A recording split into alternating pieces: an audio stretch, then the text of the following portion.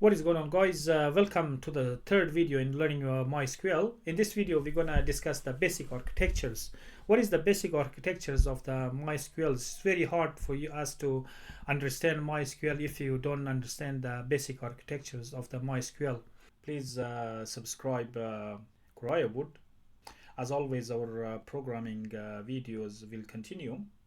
At Wood, we are committed to bring you the best programming videos.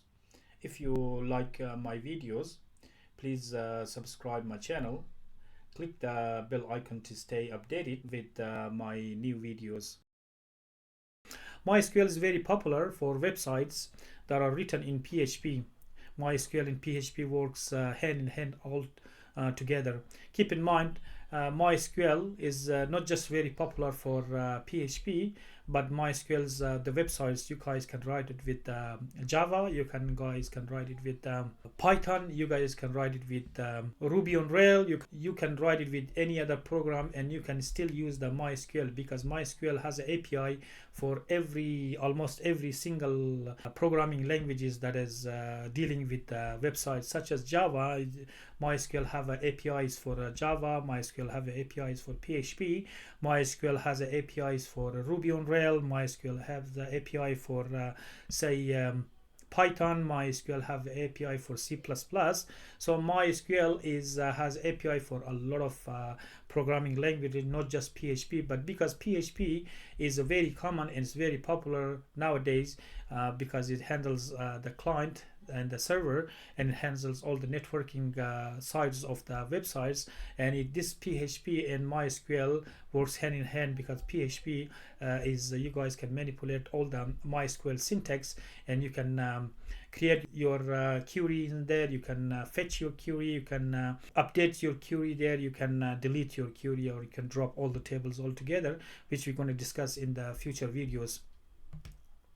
One more thing to note is it's almost impossible if you are in the websites and you don't know MySQL, or if you are in the websites and doing websites for clients and for yourself and you're not using the MySQL. It's almost impossible, and I'm not going to believe, and it's like if you guys go and tell someone that you're using the websites and you're not using the MySQL, because MySQL and the websites are like going together. Every servers, every hosting company has a MySQL. MySQL is so much popular because you guys can find it in the XAMPP, you guys can find it on LAMP, you guys can find it on the WAMP, which is the Windows version of the handles MySQL. You guys can find it for LAMP, which is the Linux version. You guys can find it on the MEMP, which is the MySQL for the Apple iOS computers. Okay, architecture of the MySQL portrays the connection among distinctive components of the MySQL framework. At the most basic level, the web works of a client-server architecture. Simply stated, that means that both a central server and a client application are responsible for some amount of the processing. And in the future slides, we're gonna go on the client and we're gonna go on the server architecture, and we're gonna explain what is the client and what is the server architecture. You guys need to know understanding of the client and server architecture, how the client and server works for the website, how it works, and this is the most basic level. So the website works off as a client and server architecture, and this client and servers are hand in hand. Simply stated, that means that both the central server and the client application are responsible for some amount of the processing. The MySQL database system uses a client-server architecture. The server is called MySQLD, is the program that actually manipulates the database. If you note here, it says MySQL database system uses a client-server architecture, and you need to know this client-server architecture very well.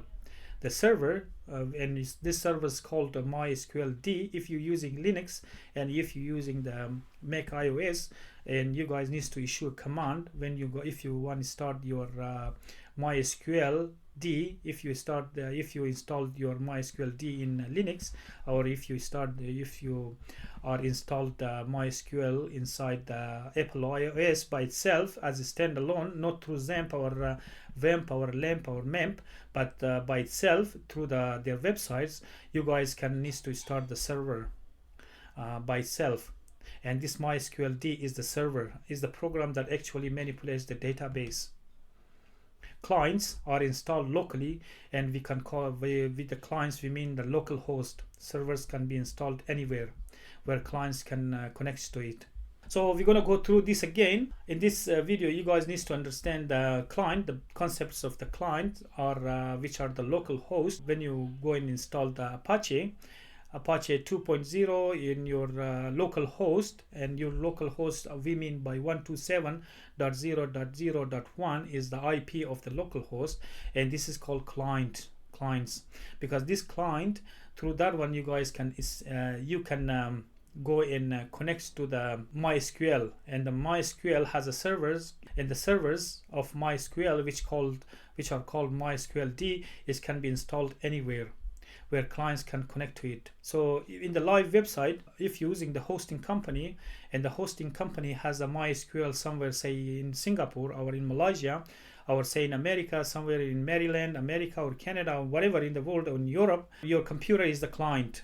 Your computer which wants to connect to that website, your client, because you're a local host or whatever host you are, and the servers that can be in this MySQL D, which is the MySQL server, they can be installed anywhere, say as I said in Singapore or Europe, anywhere, and then you guys can where clients, which is that clients here, you guys can connect to it. So in the live website you can't use the local host because you're using live website, but when you're using your computer, and your local host is just serve as the same purpose as a live website, live hosting. So when you use a local host, it means that you are using your own computer. With your computer, it becomes a client, and the server MySQL D is the server. It becomes a server, and you can be in another computer, in your own computer, in another network.